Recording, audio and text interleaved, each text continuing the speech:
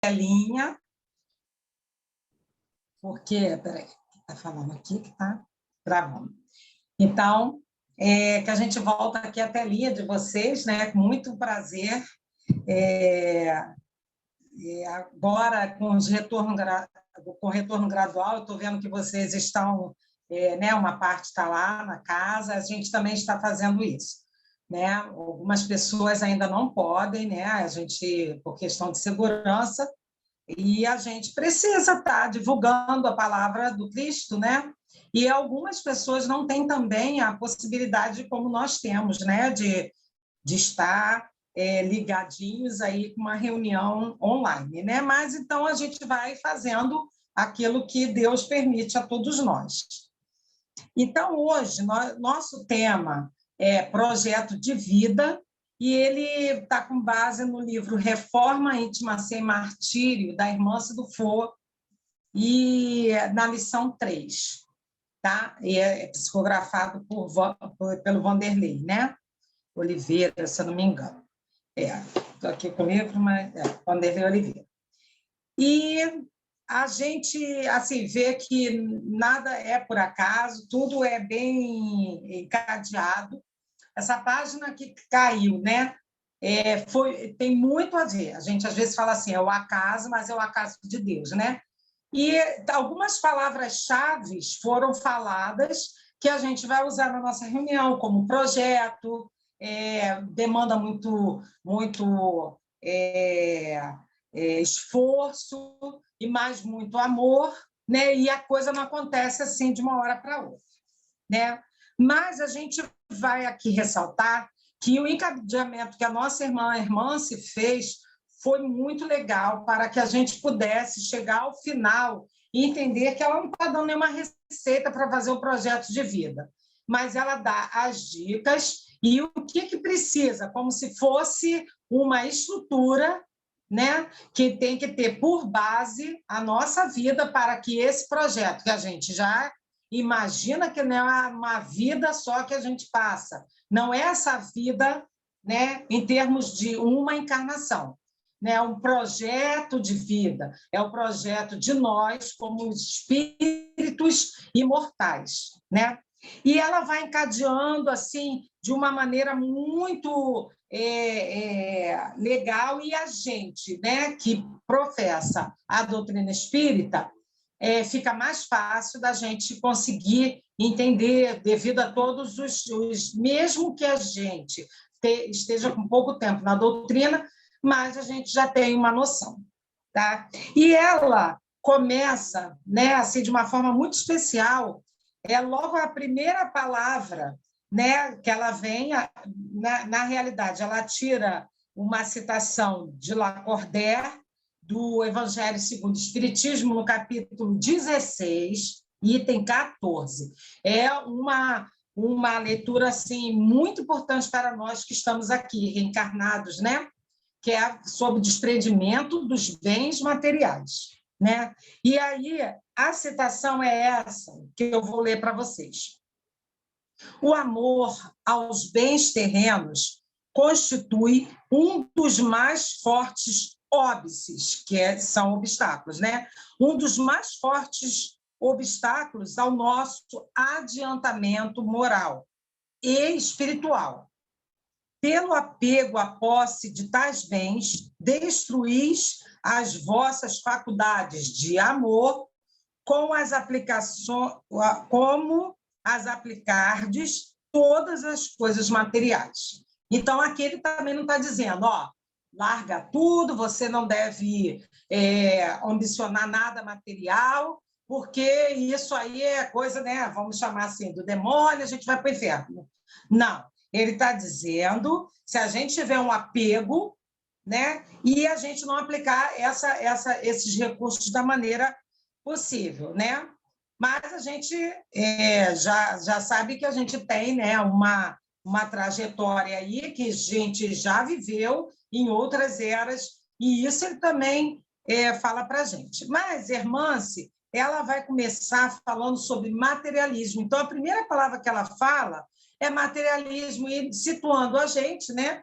A gente escuta muito falar de materialismo, apego, né? E ela fala que materialismo é o estado íntimo que estabelece a rotina mental da esmagadora maioria das mentes no plano físico, focando os interesses humanos exclusivamente naquilo que fere os 5 sentidos, né? E aqui, quando ela fala dos 5 sentidos, não é necessariamente só o que o dinheiro pode, né? Tem gente que é apegada, às vezes, a um cantinho, a um carro, alguma coisa assim. E o mais impressionante também, e que a gente sabe, são as pessoas, as pessoas que têm com apego a outras pessoas, né? Postura e noções culturais se desenvolvem a partir desse estado, levando a criatura a adotar o mundo das sensações corporais como sendo a última realidade. Então, olha lá, postura e noções culturais, né? Isso é que vem, né? A gente vem trazendo não só da nossa própria história como seres imortais, mas também da cultura daquele espaço, né? Daquele lugar onde a gente vive, das noções que aquele povo tem. Então, isso faz com que a gente possa ficar com a mente um pouco embaralhada e acabar levando, né, a uma dificuldade em desapegar. Mas aí ela fala para a gente, né, que nessa base, né, a base afetiva, né, do materialismo é a segurança e o bem-estar, né?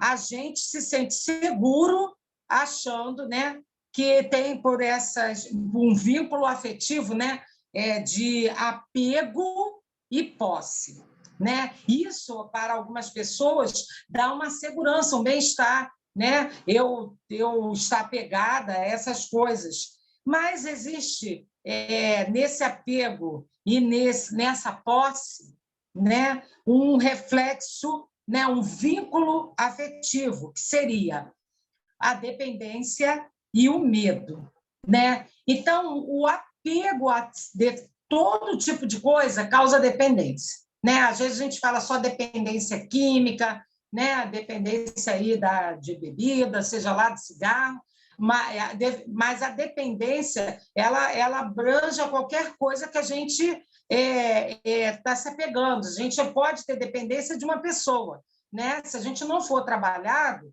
a gente fica dependente dos nossos pais, porque a gente não consegue viver a nossa vida sozinho, sem resolver nossos próprios problemas. E isso é uma coisa, é um tipo de apego que os pais têm aos filhos e os filhos têm aos pais, só para a gente dar um exemplo que isso não é bom, né? Porque a gente fica com essa dependência emocional. E a posse causa a sensação de medo, né? A gente já escutou muitas pessoas falando em relação a isso. Quem tem muitas posses está sempre com medo de perder, está com medo de que alguém faça um atentado contra ela, ela está sempre preocupada se alguém vai passar a perna nela, se alguém vai passar da fortuna que ela tem, porque isso também é uma espécie de competição, né? Então, Hermance vem trazendo isso, que a base do materialismo passa por essas coisas todas, né? E aí vai fazer uma contraposição ao que nós ouvimos aqui, né? Principalmente no Espiritismo, a gente não tem a verdade, mas a gente tem uma facilidade de entender devido a essa interação que a gente tem com o mundo espiritual. A gente sabe que a verdade está com aquele que busca, né? Mas uma das coisas que também Joana de Anjos vem falando para a gente, que contrapõe a esse sentido de permanência que os materialistas têm, é justamente a questão da impermanência, né? A gente que faz assim um pouco da leitura, né? Dessas obras de Joana, vem se apoderando muito dessa questão. A primeira vez que eu ouvi esse termo impermanência foi com Joana, que justamente a irmã também vem chamando a atenção para a gente que o universo é regido por leis da lei da impermanência, né? Nós não temos garantia de que um fenômeno vai ocorrer exatamente igual. Se a gente for na ciência, pode ser que se repita um fenômeno umas 500 vezes iguais, mas se mudar, né, uma pressão atmosférica, se mudar uma graminha do composto químico, se mudar alguma dessas coisas, o fenômeno não vai sair exatamente igual, né? Vai sair muito parecido, vai sair totalmente diferente, mas isso é a ciência mostrando para a gente. Assim como a gente também, né, no lado moral, nas leis, né, morais que Deus colocou, não existe uma permanência. Olha, todos que fizerem esse tipo de ação vai sofrer esse tipo de pena. Todos que tiverem esse tipo de ação vai ter garantido lá uma, né, como a gente escuta muito dizer, uma casinha lá em nosso lar. Não, depende de vários fatores, cada um é um ser individual, né? E a gente tem essa beleza da diversidade. Então, junto com isso, ela vem falando algumas palavras, né, para que a gente possa entender cada um dentro da sua, talvez até experiência de vida, sobre essa questão, né? Ela fala assim, algumas palavras que asseguram uma linha moral condizente com essa lei são, da lei da impermanência, a maleabilidade, que a gente lembra logo de um material, né? Geralmente de metal, e que ele vai fazer o quê? Ele vai dar essa propriedade, né, de flexibilidade. Ela fala também, a outra palavra, de incerteza, né? Essa dúvida, essa relativização, né, condicional, né? É incerteza por causa disso. A ter certeza ferrenhamente leva a gente, às vezes, a um entendimento errado e talvez a aplicação daquela questão errada. Ela fala também de diversidade, são palavras que dão bem o esclarecimento sobre essa impermanência. A diversidade é o variado, é o que dá o colorido, né? Se a gente tiver... Muitas vezes as pessoas falam isso. Se o mundo todo fosse azul, como eu gosto, né? Eu não iria dar a vez para outro que gosta do amarelo e do vermelho, iria ser muito monótono, muito sem graça. Então, a diversidade de cores faz isso. Então, a gente consegue imaginar isso, a impermanência até nesse sentido da arte. Aí ela fala também em ecleticismo, né? Que é aquela questão da pessoa aceitar, né, várias manifestações do pensamento, né? Sem a gente se descaracterizar ou ser Maria vai com as outras, vamos usar um termo assim, desculpe, o termo bem corriqueiro, mas sem isso a gente está com a mente aberta para que a gente possa se questionar. E uma das premissas do Espiritismo é essa, justamente, né? A gente olhar de tudo e reter o melhor. E a gente também ter respeito pelos outros, né? O pluralismo, que entra também nessa questão, não existe só um conceito, a gente não pode achar que existe só um conceito, só uma ordem, né? Porque se a gente engessa o nosso pensamento, engessa todo tipo de manifestação, né? Tem muito a ver com o ecleticismo e a alteridade, né? Que é não ter uma...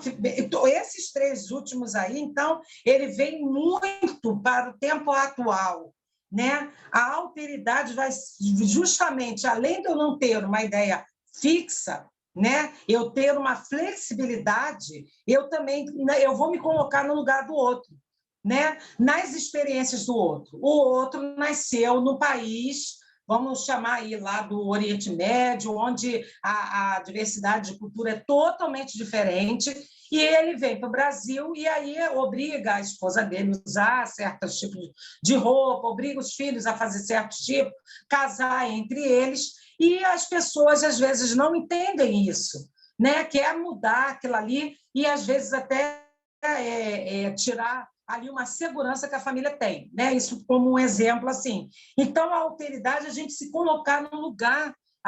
Qual foi a educação dessa pessoa? Né? Como foi, né, aquilo que ela falou, as posturas culturais, né? E aos poucos a gente ir conversando, porque se ele também tiver um pouco de alteridade, se ele tiver um pouco também dessa questão, as coisas vão ter uma forma. Quantas as pessoas que a gente agora está lembrando que é espírita, né? E que tem como esposo um católico, um evangélico, outra religião qualquer, e vivem em harmonia, porque aquilo que é de comum, eles fazem com que aquilo seja o principal, né? O amor, a construção do lar. E as questões divergentes ou um pouco ainda disparates, vamos levando aos poucos, não é? E a última palavra que ela fala é o desprendimento, né? Que leva a fraternidade e o amor, o não apego, que é justamente a temática do início do que a gente está falando, né? É a gente se desprender, né? E, como eu falei para vocês, o espiritismo não tem, não é só o dono da verdade, né? A gente sabe lá pela questão 900 e alguma coisa lá, 30 e pouco, que aquele que faz o bem é que vai alcançar o reino dos céus. Mas, como eu falei também, pelos nossos preceitos, pelos nossos princípios, né, fica bem mais fácil da gente começar a fazer essa abertura no nosso pensamento para fazer esse alicerce para o nosso projeto de vida, não é? E o primeiro que ela chama a atenção da gente é a questão realmente da reencarnação, né? Antes disso, nós sabemos que nós somos espíritos imortais, né? Com uma destinação, que é a perfeição. Nós nós somos espíritos imortais em experiências carnais, né? Então, isso já traz uma forma de você distanciar muito desse conceito que ela estava dando até agora sobre materialismo. Por quê? Porque quando a gente se vê espíritos imortais, experiências corporais, a gente sabe que é transitório, a gente sabe que é impermanente e que só se preocupar com isso é quase estar marcando o passo, não é isso? Aí vem a questão da reencarnação, né, que na pergunta 132 do Livro dos Espíritos vem dizendo, né, que o mais importante da reencarnação é a gente cumprir a nossa parte na obra da criação, né? E Deus é tão misericordioso que ele faz com que essa nossa dádiva, né, que é reencarnar em várias vidas, faz com que a gente possa ir burilando as nossas dificuldades, para que a gente possa ir aprendendo de uma forma tipo a prestação, não é? Mas muita gente vai falar assim, mas eu não me lembro de nada, isso é uma injustiça. Só que se a gente lembrasse, né, eu estou lembrando agora do livro que eu estou lendo do Haroldo Dutra, se a gente lembrasse, de repente, ia ficar. Ele dá um exemplo muito claro de que uma mulher está grávida e ela fala assim, olha, meu bem, eu estou grávida, mas foi daquele homem que no século tal você matou, lembra? Que você tirou tudo dele, né? E aí ele vai já, né? De repente, quando o filho chegar, já tem a coisa assim, eu não posso vacilar dessa vez e vou dar tudo que ele quer. Vamos supor assim, né? Que Haroldo dá um exemplo bem assim. E aí ele fala, não, se eu fizer isso, poxa, da outra vida eu matei ele. Então, quando a gente esquece, a gente sabe que existe, né? Relações entre nós, né? Principalmente família, né? E aí a gente vai fazer o quê? A gente vai agir como se a gente estivesse aqui com novas experiências, mas com vista a um futuro que não termina ali no momento da morte. Não é isso? A nossa doutrina também vem dizendo para a gente muito, de forma esclarecedora, sobre as justiças das aflições, né? Mas só que não é só isso que eu falei, justiça das aflições do que a gente passou, mas também justiça das aflições atuais, né? E coloca a responsabilidade daquilo que nós precisamos fazer por nós nas nossas mãos, a responsabilidade é nossa. E tira, né, muito o que muita gente, infelizmente, coloca como a culpa é de Deus, a culpa é de Jesus, a culpa é do pai, a culpa é da mãe, né? E aí a gente coloca, né, da educação que eu tive, e a gente se coloca como responsáveis pelo nosso futuro, né? O meio, eu que sou professora, a gente sabe disso. O meio, ele tem uma grande participação na formação da pessoa. Porém, quando a pessoa né, quando a pessoa tem uma bagagem espiritual, o meio pode ser o que for, mas ele pode dar experiências ali, mas a pessoa é capaz de vencer desde que tome decisões, né? E aí é outra questão também que nós sabemos, que é a questão do livre-arbítrio, né? O livre-arbítrio, isso já era estudado bem antes da doutrina, é a livre escolha que nós temos, porque nós somos seres racionais, de nós escolhermos um lado ou outro do que daquela situação, não é? Mas ela também vem chamando a gente, como eu falei, que é a perfeição, né? O destino de todos nós. Chega um determinado momento em que a gente já se sente cansado de estar repetindo exatamente as mesmas coisas, né? E aí a gente começa a dar um salto, uma observação daqui e muda a nossa estrutura mental, muda a nossa estrutura moral, e aí a gente passa a ver a vida de uma outra forma, né? E aí ela vai falando assim, o que é necessário para essa mudança de foco, né? O que é necessário para a gente se concentrar, né?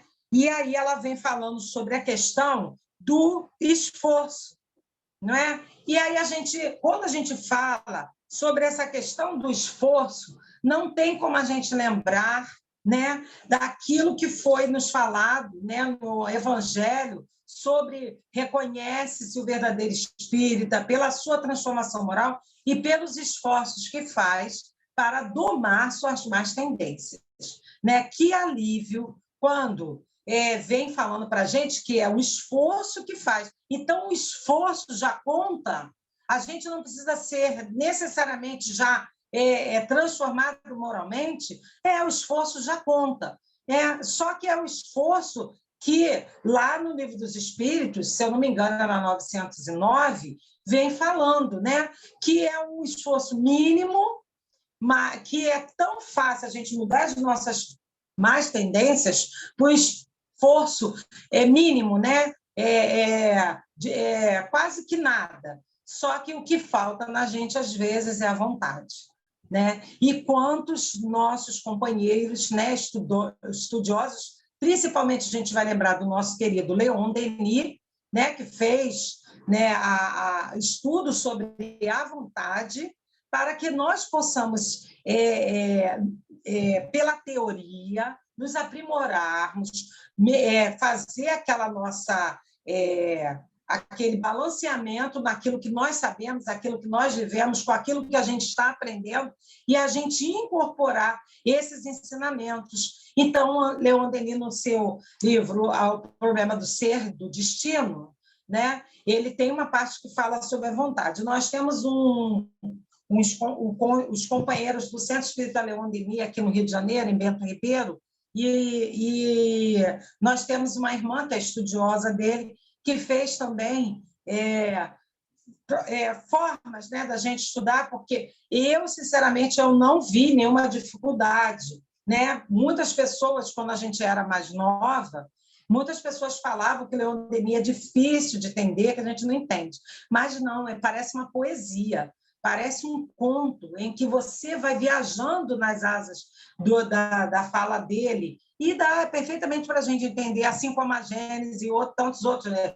Joana de Ângeles, as pessoas têm. Então, a gente tem que tomar um pouco de cuidado, e se tem aquela restrição, né? Ou então tem aquela coisa assim, né? Ou seja, né? Vamos botar aqui entre parênteses, aquela preguicinha, pega, folheia e lê, que vai ver que Paulo Estevão, Gênese e Leon Denis e Joana de Ângeles não tem muita coisa de difícil, né? A gente vai lendo, assim como a doutrina, a codificação, né? Um parágrafo, uma página por dia, e daqui a um pouco a gente está aí com as leituras. Então, ela faz tipo um programa, desculpa, que eles fizeram vários seminários, né?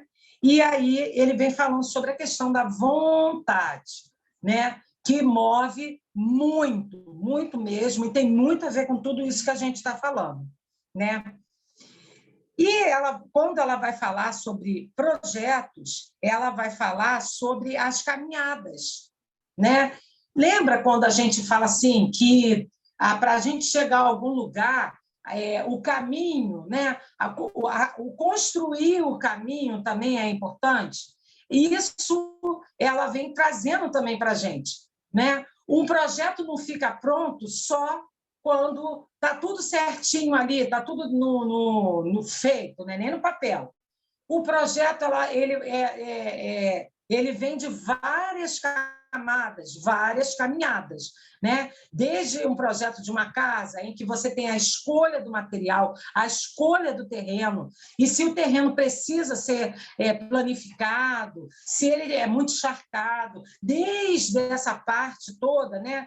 E até antes disso, no projeto, alguém pensou, olha, eu tenho uma vontade de fazer esse tipo de coisa, aí levantou fundos, e até chegar lá, a casa pronta, nós temos uma caminhada, não é? E não se tem um projeto de vida sem rascunhos, né? Como estou falando, sem tentativas e erros, e sem aprender com esses erros, né? Muitas vezes a gente imediatistas, né? Nós queremos que as coisas fiquem prontas para ontem, né? E que a gente tenha, quando a gente entra em contato, né, com os ensinamentos da doutrina, e com pseudos sábios também, que dá a impressão de que eles, no estalar de dedos, né, eles conseguiram mudar imediatamente a sua vida. Isso é muito perigoso, né? Porque às vezes a gente esquece que o construir de um Chico Xavier, o construir de um espírito, né, como Emmanuel e outros mais que a gente conhece aí, Francisco de Assis, não foi num estalar de dedos e numa única encarnação, né? Mas também não foi com ele simplesmente, né, ali sentadinho e Deus só um minutinho, suprindo tudo aquilo que eles querem, que a gente quer, né? Então, é todo um caminhar, é todo um construir, né, desse projeto, né? Aí, olha que interessante que ela faz, né? Quem é ligado à matemática vai até gostar. Eu achei muito legal, né? Que a gente às vezes fala sobre essas questões do tempo, quantos minutos, né? Então, ela vem falando para a gente que uma semana aqui na Terra tem 10.080 minutos. Uma semana tem 10.080 minutos. A gente passa, em média, 90 minutos aqui, né? Ou quando a gente está numa reunião privativa, ou quando a gente está fazendo qualquer atividade da casa, a gente leva, em média, 90 minutos. Ela botou 90 minutos, e se a gente vai à casa espírita, ou a gente faz o culto no lar, alguma coisa, 2 ou 3 vezes por semana, nós fazemos, nesse exemplo, apenas 270 minutos, tá? Nesse preparo para a renovação espiritual. O que são 270 minutos para os 10.080 minutos que a gente tem na semana? E apenas esses 270 minutos, não é? Que transformando em hora, tem o quê? Umas 3 horas, sei lá, por aí, menos de 3 horas, a gente já está preparando a nossa renovação espiritual. Quando a gente vê em números, a gente vê que, muitas vezes, a gente não precisa estar na casa espírita de segunda a segunda, não é? Algumas pessoas, às vezes, é necessário, né? Estar lá um pouco mais de tempo. Mas ela vem chamando em várias partes aqui sobre isso. Isso não quer dizer, ou seja, está 24 horas por dia na casa espírita ou pensando em alguma coisa, que nós estamos com essa preparação, essa renovação espiritual, essa renovação moral garantida. Porque muitas vezes isso é apenas uma forma, e a gente já ouviu falar sobre isso, né? Essa fuga que muitas pessoas têm para fazer certas coisas e esquecer o principal, né? Que é fazer pela sua família, fazer por si, né? E aí ela vai falar sobre, mais uma vez, sobre o esforço. Mas esse esforço, ele demanda o quê? O que a gente precisa ter? Metas, ideais e comprometimento. Esse comprometimento não é só eu falar, olha, eu vou dirigir tal, tal, tal. A gente tem que falar puxando para o nosso, né? Para a nossa realidade, né?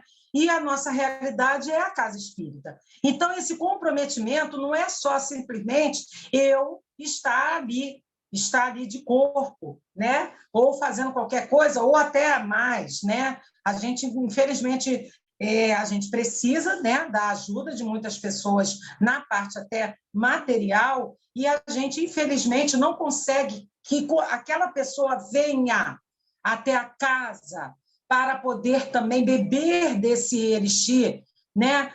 Comer desse jantar que a nossa irmã falou, né? E, infelizmente, a gente ainda vê algumas pessoas com esse pensamento: eu estou ajudando, então eu vou ter misericórdia, né? Quando, na verdade, nem aquele que está recebendo, às vezes com muita facilidade, nem aquele que está dando, talvez até do que lhe vai fazer falta, está garantido. Porque esse comprometimento é conosco mesmo. Esse comprometimento é com Deus, né? É com Jesus, com os amigos do bem, com aqueles que ajudaram a nossa encarnação a se fazer. Mas esse comprometimento tem que ser conosco mesmo, né? Então, esse projeto de reforma íntima, com cumplicidade e amor também, né? Com cumplicidade conosco mesmo, para a gente poder,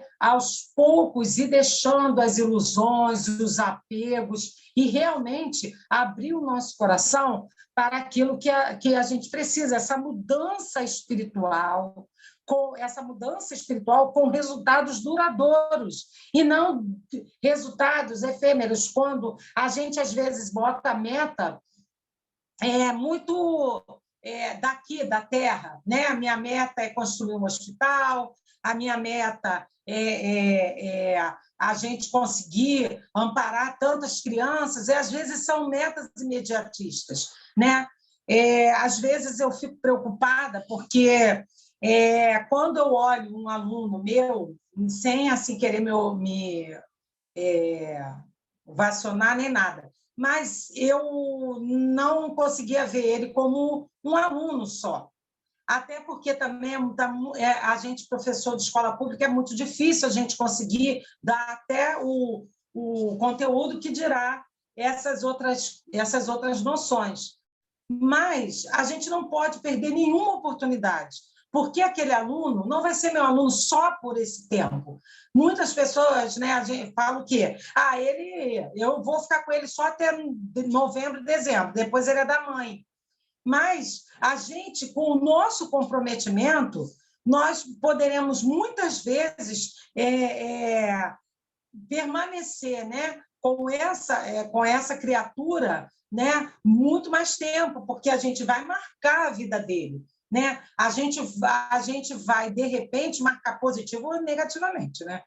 E a gente não sabe, né? O quanto tempo que a gente vai permanecer aqui, quanto tempo que essa pessoa vai permanecer, se vai dar tempo da gente reverter alguma situação que, de repente, não foi muito bem vista. Então, quando a gente fala nesses resultados duradouros, e nós, como espíritas, não só eu, professora, como qualquer pessoa aqui deve estar pensando no seu momento de trabalho. Muitas vezes a gente passa mais tempo no nosso momento, na nossa vida de trabalho, do que, às vezes, com a família, né? no horário normal, e isso cria laços, e a gente precisa estar pensando nisso, né? Então, ela vai falar sobre que isso demanda, né? Mais uma vez, ela vai falar esforços, demanda desafios, não é? Reações que podem ser favoráveis ou desfavoráveis, mas é também um sair da inércia.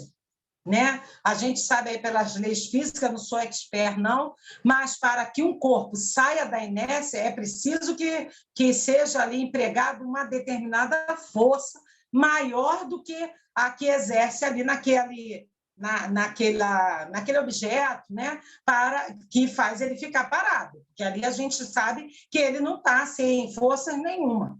Né? Ali está a força da gravidade, está a pressão atmosférica, tem uma série de coisas. Então, para o carrinho se movimentar, é preciso que eu estabeleça uma força que vá fazer ele sair dessa inércia. E o nosso progresso espiritual também faz isso. A gente precisa demandar um esforço a mais, um esforço para conter essas nossas más inclinações, não é?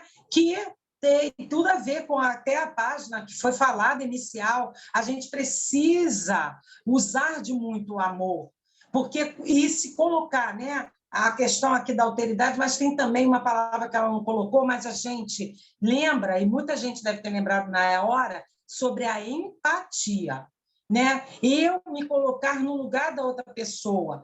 Quando eu me coloco realmente no lugar, como que seria eu passar uma noite ao relento? Não que eu precise necessariamente ir lá, passar a noite ao relento, junto com aquele morador de rua, para eu poder ter uma ideia. Né? Mas se eu me colocar no lugar dele, né, talvez aquela roupa que esteja ali no armário, né, e a gente até esqueceu, né? Nem por maldade, nem nada. A gente até esqueceu que está ali, a gente está fazendo uma pessoa feliz. A gente não vai melhorar o mundo inteiro, né? Com uma roupa que a gente dá. E a gente vê muita gente parada. Eu não vou melhorar Nilópolis porque eu vou dar para uma pessoa, mas na vida daquela pessoa faz diferença.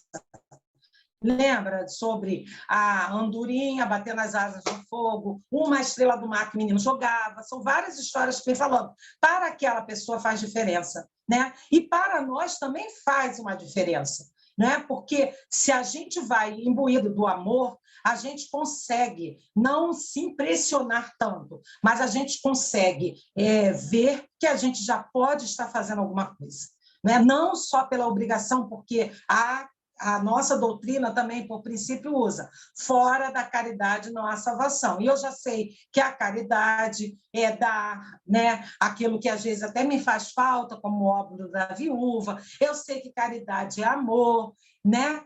Mas a gente precisa um pouco mais fundo, a gente já está tão amadurecido nessas questões espirituais que a gente já não consegue só ir pelo conto, né? Sobre uma coisa ilusória, de que se a gente fizer, a gente vai ter um lugarzinho especial, não sei aonde, como eu brinquei no começo, né? Eu não sei se da outra vez que eu falei com vocês, mas me preocupou muito, né? Quando uma irmã, quando eu estava no dia que nós fazemos, né? O acolhimento dos nossos irmãos necessitados, e ela falou que todo o esforço que ela estava fazendo é que ela queria, ao desencarnar, já ter uma casa no nosso lar. E isso é muito sério. É muito sério, que ela não estava falando de brincadeira, entendeu? Então, eu transpor a indulgência para o bônus horas. Eu transpor um lugarzinho no céu para o nosso lar, que não é nem uma colônia evoluída, uma colônia bem próxima da Terra, né? É muito importante, ela tem um trabalho muito grande, principalmente nessa área aqui, né, do Rio de Janeiro, dessa área aqui, mas ela esse tipo de questões A gente precisa estar conversando para que a gente não seja iludido, porque, infelizmente, pelos relatos que mais um princípio da doutrina traz, que é a comunicabilidade através da mediunidade com os amigos espirituais, os sofredores, a gente vê quanto que espíritas estão se enganando, talvez até por fechar os olhos e os ouvidos, né? De que é nós o centro do nosso projeto. E esse projeto, como eu falei no início, não é um projeto para a gente fazer, olha, ao final dessa vida, eu quero meus filhos bem, eu quero ter isso, aquilo outro, para me aposentar, não. É um projeto que a gente vai fazer para a vida inteira, entender as pessoas, se colocar no lugar das pessoas. Né? A gente também que já teve experiência e tem experiência em fazer o atendimento espiritual além do atendimento fraterno, né? O atendimento espiritual e a gente encontrar meios pelo amor de acolher aquele espírito que durante uma encarnação não conseguiu, né, entender aquilo que Jesus e que os amigos espirituais fez e no arrependimento, né? E de repente eu tive essa grata satisfação de participar de uma reunião em que um dos atendentes estava cuidando dos espíritos que estavam tendo problema com a sua filha, porque a gente não vai dizer que estava obsidiando, porque a gente não sabe as condições, né, de outras vidas, a gente tem que também tirar isso. E o amor que tinha, a paciência, mesmo sabendo de como ela estava materialmente. Mas o comprometimento dele era com o amor, o acolhimento às pessoas como espíritos imortais, né? Fazer com que todos ali sejam esclarecidos, mas só os que estão ali perseguindo espiritualmente, não. Todos os encarnados envolvidos com as questões. Por isso que a gente precisa fazer com que essas pessoas venham à nossa casa, que elas possam entrar em contato com a doutrina, estudar e se estudar, para que esse projeto realmente seja alicerçado com a nossa vontade, com o nosso livre-arbítrio. Porque fazer para o outro é fácil, não é? Mas a gente não sabe os prejuízos que, às vezes, a gente bota na ilusão da cabeça de que, se você fizer tal coisa, aceitar, né? A gente não querendo criticar, mas vamos supor, aceitar Jesus só como uma forma de que ele veio para nos salvar, ele veio. Mas aceitar e dar lá a contribuição como se aquilo ali fosse resolver é a mesma coisa que a gente. Aceitar que o vinde a mim, todos vós que estáis sobrecarregados e aflitos, que eu vos aliviarei, a gente vai ver como. Que eu vou tirar todas as provas de vocês. Vocês não vão ter mais expiação nenhuma e, no passe de mágica está tudo feito. Não é? O alívio é o que a gente chama, né? No momento que a gente está com a perna quebrada, aquele gesso e a bengala, ou a cadeira de roda, que vai fazer com que a gente possa se movimentar e ajudar, né? O alívio é isso. Mas a solidificação do osso, né? Lá, a constituição do machucado, isso depende muito, muito da gente, em se medicar, fazer asepsia, e aceitar aquilo que um outro profissional que estudou um pouco mais, que está fazendo ali aquele, às vezes, na sua obrigação de médico e enfermeiro, mas trabalhando para a nossa saúde. Então, a mesma coisa é Jesus e os amigos espirituais. Eles não são maquiavélicos quando vê alguém sofrendo e não faz nada. Não é que ele não faça, eles estão no apoio, mas é como se fosse uma criança esperneando para tomar um remédio, uma injeção. A gente nunca vai chegar e vai falar: olha só, meu filho, olha só, vamos deixar, né, de tomar esse remédio, vamos deixar de fazer essa operação, porque você não quer e porque isso vai te fazer sofrer. Ao contrário, a gente vai, engole o choro, fica firme, chega do lado e fala: eu não quero que você morra. Né? Isso, Haroldo Dutra, também, numa palestra que eu escutei, ele falou para o filho dele: eu não quero que você morra, por isso você vai tirar o sangue para fazer exame. A gente tem que saber, ou tomar uma injeção, alguma coisa. Então, é a mesma coisa, os amigos espirituais querem que a gente aprenda. E, às vezes, a gente quer que eles tirem nossas experiências, né? Então, Lacordaire vai trazer essa contraposição de idealismo superior e materialismo, quando ele fala sobre o desprendimento dos bens materiais, nesse capítulo. Vou deixar aqui, eu não sei quanto tempo eu ainda tenho. Tá, são 10 para... Quanto tempo, gente? São 10 minutos para você concluir. Tá bom. Então, tá ótimo. Então, quando a gente vai lá ver no Evangelho segundo o Espiritismo, vou falar de novo o capítulo para que a gente possa fazer uma leitura, né, do capítulo 16, item 14, que dá base aqui. Então, quando Lacordaire vem trazer para a gente o desprendimento dos bens materiais, inclusive geralmente os espíritos na codificação, eles falam muito deles, assim, de experiências que eles possam ter passado, né? A gente não sente como se fosse uma ordem vinda de cima para baixo, e sim como uma compreensão. As pessoas estão aqui do nosso lado, né? Então, ele vem falando assim, ela chama atenção para a gente. É muito lúcido ao afirmar que destruímos as faculdades de amar quando as reduzirmos aos bens materiais.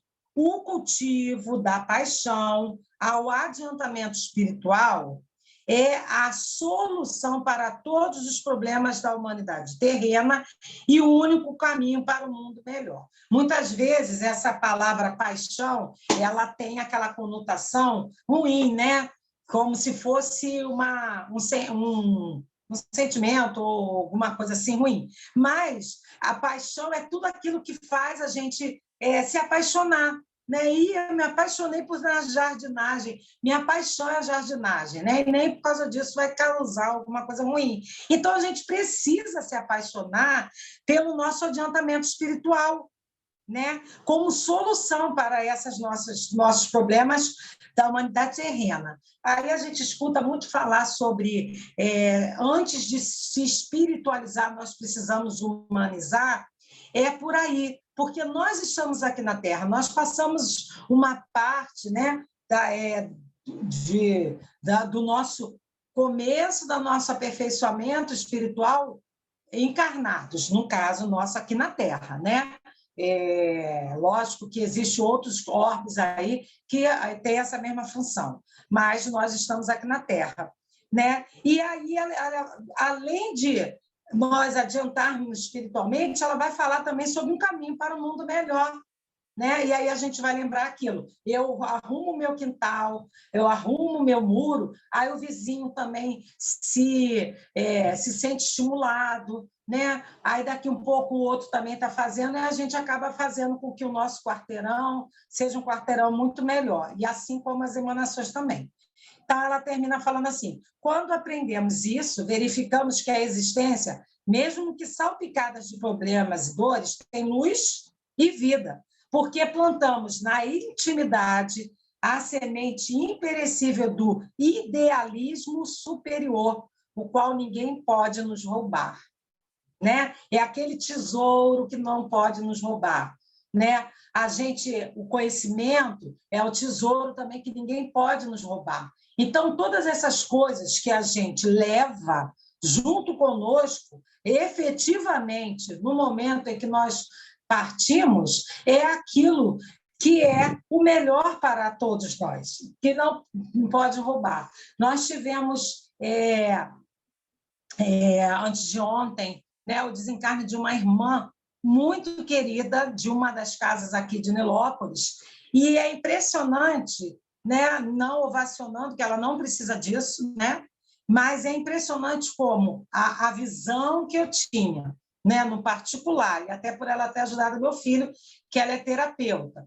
E as outras pessoas, não só no meio espírita, né, no meio espírita, que ela também era assistente social, nos lugares onde ela mantinha isso, aí é que a gente consegue entender esses exemplos, né, aqui práticos, né, ou seja, alguém que a gente conheceu, qual a importância do que nós estamos fazendo efetivamente para nós e para as pessoas.